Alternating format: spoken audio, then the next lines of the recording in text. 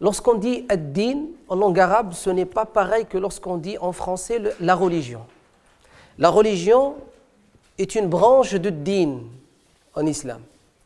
Ad-din en islam, c'est toute la vie. Ad-din, ça vient de aussi dana yudinu wa yadinu daynan wa diyanatan, et ça signifie la dette. D'accord? La dette. Donc on est, en appliquant, en pratiquant ad-din, on est en train de faire quoi? De rendre une dette vis-à-vis d'Allah subhanahu wa ta'ala. On est surendetté devant Allah, gloire à lui. Par quoi? Par les bienfaits grâce auxquels il nous a comblés, subhanahu wa ta'ala. Et Allah, dans le noble Coran, a dit وَإِن تَعُدُّوا نِعْمَةَ اللَّهِ لَا تُحْصُوهَا. Si vous essayez de compter les bienfaits d'Allah sur vous, vous ne pourrez jamais en faire la somme. Impossible. Jamais. Et donc, puisque Allah subhanahu wa ta'ala nous comble par ces biens-là,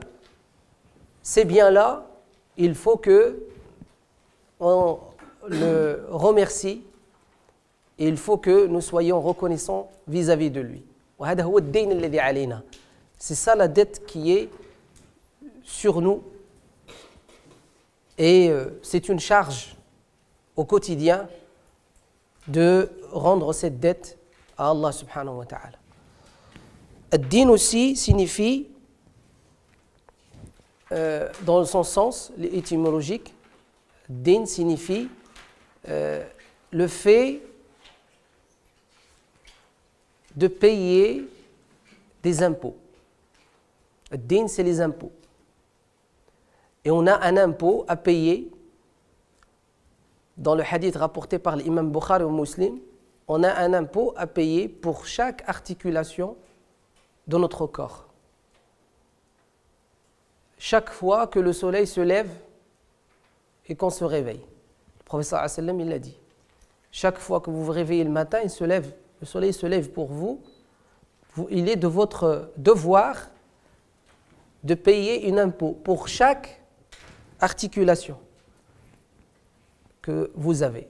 Et certains chercheurs, ils ont regardé au niveau biologique dans le corps humain, combien y a-t-il d'articulations? Ils ont trouvé 360 articulations apparentes dans le corps humain.